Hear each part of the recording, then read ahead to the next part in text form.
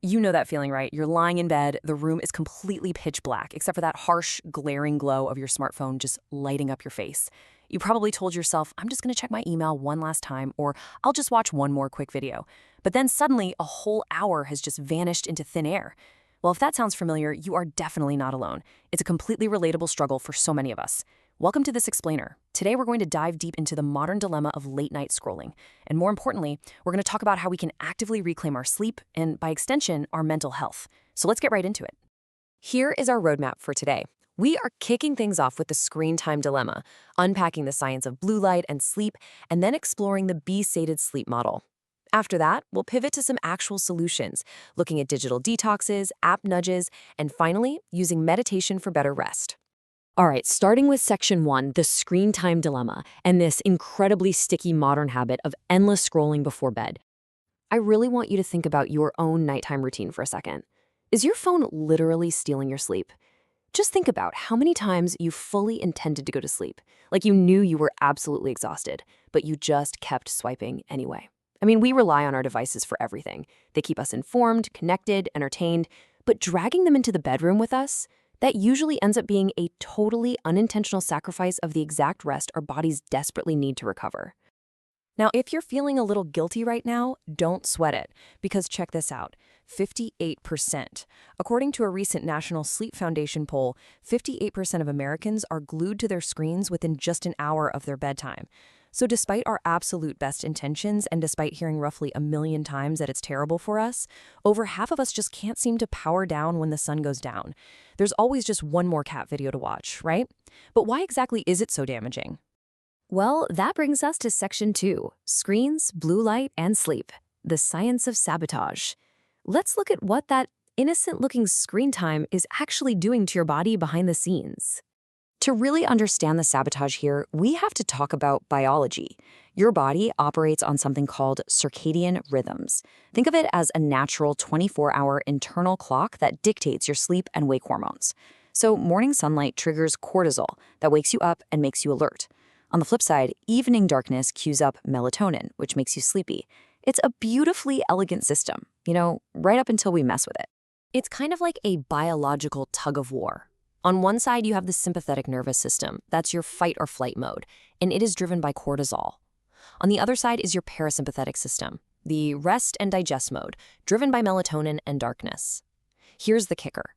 The short wavelengths of blue light blasting out of our screens literally trick our brains into thinking the sun is still up. That completely shuts down melatonin production and traps you in this wired alert state right when you're supposed to be winding down. So the biology gets totally thrown out of whack. That leads us perfectly into section 3, the B-sated sleep model, and how we actually measure your rest. When medical pros, like sleep researchers and pediatricians, look at sleep, they don't just count the hours you lay in bed. They use this really comprehensive framework called the B-sated model.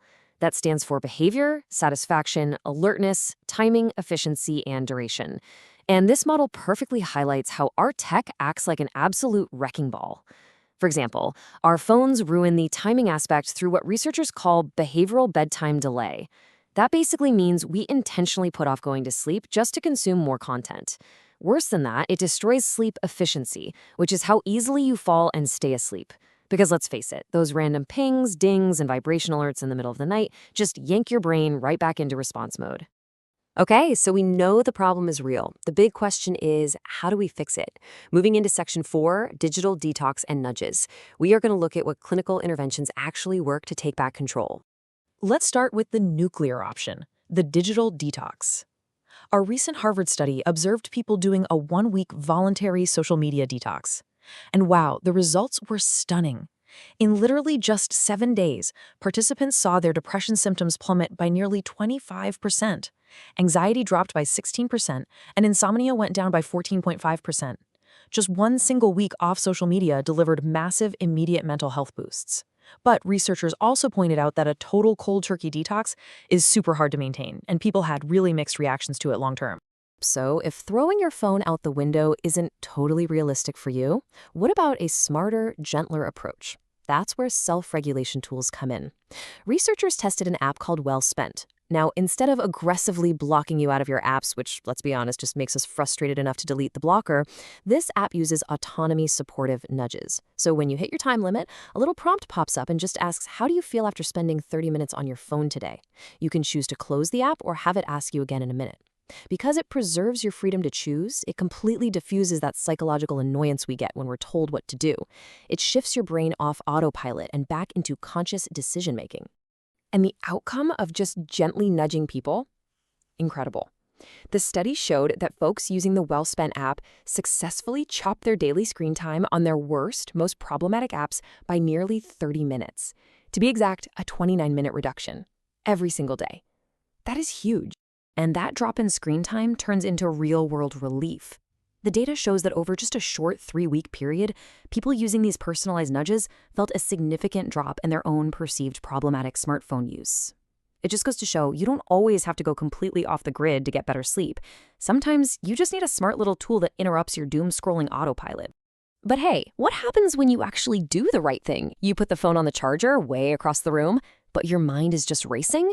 Welcome to Section 5, Meditating for Better Rest. Because sometimes it really is mind over matter.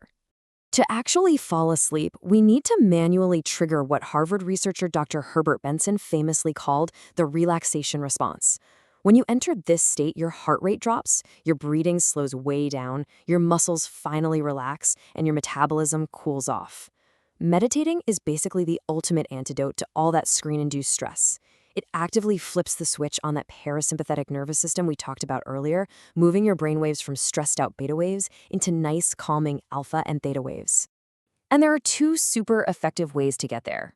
First is basic mindfulness. That is really just observing your thoughts without judging them. You focus on your breath, and if an anxious thought pops up, you just let it float right by, like a cloud.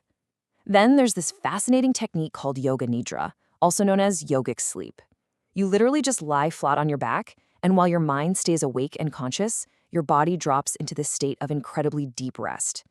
Research actually shows Yoga Nidra stimulates the pineal gland in your brain to pump out more melatonin and generates those restorative deep delta brainwaves. Now, if you want something incredibly practical that you can try the second your head hits the pillow tonight, memorize this: the 4-7-8 breathing method. It's rooted in ancient practices, and it's so simple. First, exhale completely with a nice big whoosh sound. Then, inhale quietly through your nose for 4 seconds. Hold that breath for 7 seconds. And finally, exhale completely through your mouth for 8 seconds. If you repeat that cycle 4 to 6 times, it literally acts like a natural tranquilizer for your nervous system. But as you're trying these out, please keep this quote in the back of your mind. Sleep comes as a pleasant side effect of relaxation. The harder you try to make yourself sleep, the more it slips away. We have all been there, right? Staring at the ceiling, doing that awful mental math of, okay, if I fall asleep right now, I'll get exactly 4 hours and 12 minutes of sleep. That anxiety just floods your body with cortisol all over again. The goal of mindfulness and breathing isn't to forcefully knock yourself out. It's just to create a perfect, relaxing environment. If you do that, the sleep is going to follow naturally. So, we've walked through the biology of blue light. We've looked at the real metrics of sleep health, the amazing power of gentle digital nudges, and the science behind the relaxation response. You've got the evidence, and now you have the actual tools. So, I'm going to leave you with one final provocative question. Tonight, when you get into bed, the room goes dark, and your hand instinctively reaches out for that glowing screen, will you choose to scroll, or will you choose to breathe? Thank you so much for joining me for this explainer. Rest well, and I'll see you next time.